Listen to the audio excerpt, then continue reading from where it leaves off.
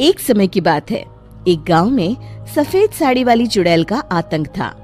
चुड़ैल रात भर गांव में घूमती और गांव का जो भी आदमी उसे दिखाई देता उसे वो घायल कर देती। अरे कोई तो बचाओ, मर गया रे।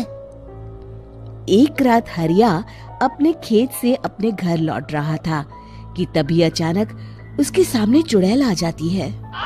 अरे बाप रे, ये चुड़ैल कहाँ से आ गई? आज तो मैं गया काम से।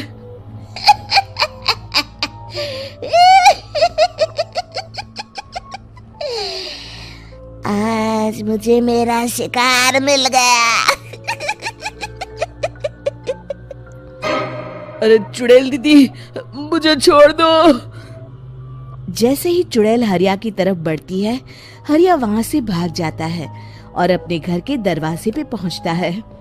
अरे भगवान, जल्दी से दरवाजा खोलो, मेरे पीछे चुड़ैल पड़ी है।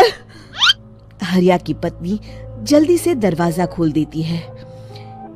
अरे आप इतना हाफ क्यों रहे हैं? अरे मेरे पीछे चुड़ैल पड़ी है, आज तो मैं बाल बाल बच गया। जल्दी से सभी दरवाजे और सभी खिड़कियों को बंद करके बत्ती बुझा दो। तभी चुड़ैल हरिया के घर के पास पहुंच जाती है।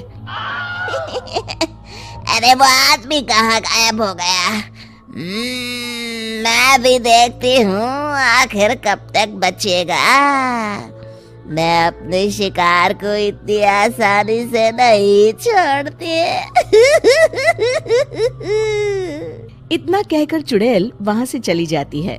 वहीं दूसरी तरफ हरिया और उसकी पत्नी दोनों अपने घर की खिड़की से ये सब देख रहे होते हैं। अरे बाप रे, ये तो बड़ी डरावनी चुड़ैल थी। अगले दिन ये बात आग की तरह पूरे गांव में फैल जाती है और धीरे धीरे लोग चुड़ैल के डर के मारे शाम होते ही अपने घरों से बाहर निकलना बंद कर देते हैं। कुछ दिनों के बाद भाई, मैंने तो इस चुड़ैल के डर के मारे रात को अपने खेतों को पानी देना बंद कर दिया है। कहीं मेरी फसल सूख गई तो मैं तो कहीं का नहीं रहूंगा। साहूकार का कर्जा कैसे चुकाऊंगा? अरे भाई, पूरे गांव वालों का यही हाल है। पता नहीं ये चुड़ैल हमारे गांव में कहां से आ गई। फिर एक दिन गांव के पास वाली नदी के किनारे एक बहुत बड़े तांत्रिक के आने की बात कुछ गांव वालों को पता चलती है। वो लोग जाके ये बात गांव के मुखिया को बताते हैं। मुखिया जी, नदी के किनारे एक बहुत ही पहुंचे हुए तांत्रिक बाबा आए हैं। हमें उनसे मदद मांगनी चाहिए। मैंने सुना है वो बड़े बड़े भूतों और चुड़ैलों को अपने वश में कर लेते हैं। मुखिया जी सभी गांव वालों को लेकर उस तांत्रिक के पास पहुंच जाते हैं। ओम फट स्वाहा, ओम फट स्वाहा। तभी तांत्रिक अपनी बंद आंखों को खोलकर कहता है, क्या बात है? तुम सब लोग यहाँ क्यों आए हो? मुखिया जी उस तांत्रिक को सारी बात बता देते हैं। अच्छा, तो ये बात है। और तांत्रिक अपनी आंखों को बंद कर लेता है। मैं देख रहा हूँ तुम्हारे पूर्वजों ने बहुत पाप किए थे, जिससे ये गांव अब श्रापित हो चुका है। उसी के फल स्वरूप तुम्हारे गांव में चुड़ैल आई है। ये चुड़ैल बहुत खतरनाक है, ये किसी को नहीं छोड़ेगी। हे भगवान, मर गए रे, अब क्या होगा? तभी गांव के मुखिया जी कहते हैं, बाबा, इस चुड़ैल से हम सबको बचा लीजिए, कोई तो उपाय होगा। इसका सिर्फ एक ही उपाय है। सभी गांव वालों को बारी बारी हर दिन अपनी आधी फसल उस पहाड़ी के ऊपर बनी काली गुफा में छोड़ के आनी होगी। तभी उस चुड़ैल की भूख मिटेगी और श्राप का प्रभाव खत्म हो जाएगा और तुम सब जिंदा बच जाओगे। सभी गांव वाले उस तांत्रिक की बात को मान लेते हैं और वहां से चले जाते हैं। फिर अगले दिन से रोज उस गांव के लोग बारी बारी से अपनी आधी फसल उस काली गुफा के पास जाकर रखाते। कुछ दिनों बाद हरिया की बारी आती है। बाप रे, आज तो मेरी बारी है उस काली गुफा में जाने की। क्या करूं, वो तो बड़ी खतरनाक चुड़ैल है। मेरे तो हाथ पैर कांप रहे हैं। फिर हरिया डरते डरते अनाज की बोरियां अपनी बैलगाड़ी में लाद देता है। तभी हरिया की पत्नी उससे कहती है, देखो जी, संभल के जाना और किसी भी हालत में शाम होने से पहले वापस आ जाना। उस चुड़ैल का कोई भरोसा नहीं है जी। हरिया बैलगाड़ी में बैठते हुए कहता है, भगवान, मैं क्या वापस आऊंगा? लगता है अब तो मेरी खबर ही आएगी। इतना कहकर हरिया वहां से चला जाता है। रास्ते में जंगल से गुजरते हुए हरिया की बैलगाड़ी का एक चक्का बड़े गड्ढे में फंस जाता है। हे भगवान, अब ये क्या मुसीबत है? हरिया नीचे उतर के पूरी ताकत से अपनी बैलगाड़ी को गड्ढे से निकालने की कोशिश करता है।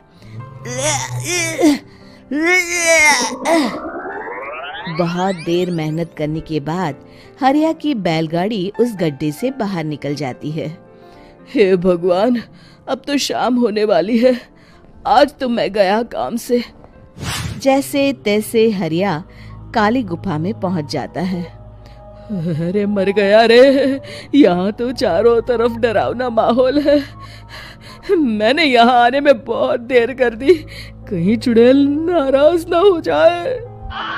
हरिया अनाज की बोरियां वहां रख के जैसे ही जाने लगता है, तभी उसे किसी के आने की आवाज सुनाई देती है। हरिया एक कोने में छुपकर अंदर देखने लगता है। चुड़ैल वहां आती है और फिर अपने चेहरे से नकली चुड़ैल का मुखौटा निकाल देती है। हरिया ये देख के हक्का बक्का रह जाता है। तभी चुड़ैल कहती है, भैया यहाँ आना, आज तो बहुत अनाज आया है। इसे मिलाकर अब हमारे पास ढेर सारा अनाज जमा हो गया है। कल ही हम इसे शहर में बेच आएंगे और माला माल हो जाएंगे। तभी अंदर से नदी के किनारे वाला तांत्रिक बाहर आता है। अरे, ये तो तांत्रिक बाबा है। हाँ, अब तो हम दोनों की जिंदगी मजे में कटेगी। गांव वालों को बेवकूफ बनाना इतना भी मुश्किल नहीं था। लोग तो तुम्हें सच में असली चुड़ैल समझते हैं। हाँ, तुमने सही कहा। अब ये गांव वाले चुड़ैल के डर से जिंदगी भर इस काली गुफा में अनाज पहुंचाते रहेंगे। अच्छा, तो ये बात है। ये दोनों पूरे गांव वालों को बेवकूफ बना रहे हैं। अभी जाकर सबको बताता हूँ। हरिया उन दोनों की पूरी बातें सुन लेता है और जल्दी से वापस गांव में आता है। गांव वालों को पूरी बात बता देता है। इससे पहले वो दोनों हमारा अनाज लेकर शहर जाए, हमें उन दोनों को पकड़ना होगा। उधर दूसरी तरफ नकली तांत्रिक और नकली चुड़ैल बनी औरत एक बड़ी गाड़ी में सारा अनाज लाद के वहां से निकलने की तैयारी कर रहे होते हैं। जल्दी करो, इससे पहले हमें कोई देख ले। हमें यहाँ से निकलना होगा।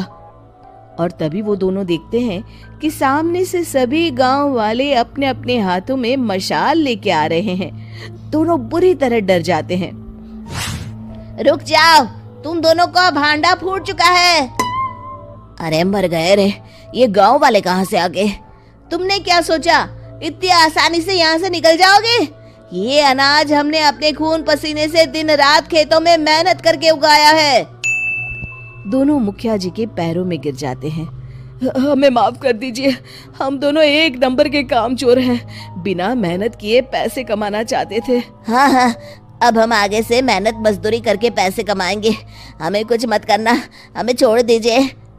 इतना कह के दोनों गांव छोड़ के भाग जाते हैं और सभी गांव वाले फिर से खुशी खुशी रहने लगते हैं। शिक्षा, तभी तो कहते हैं कि किसी भी समस्या का समाधान केवल सूझबूझ से ही करना चाहिए और कभी हिम्मत नहीं हारनी चाहिए। दोस्तों, हमें उम्मीद है कि आपको हमारी ये कहानी पसंद आई होगी। कृपया हमारे चैनल को सब्सक्राइब करें और सभी अपडेट्स के लिए बेल आइकन जरूर दबाएं। और हाँ, वीडियो लाइक और शेयर करना मत भूलिएगा। Bye bye.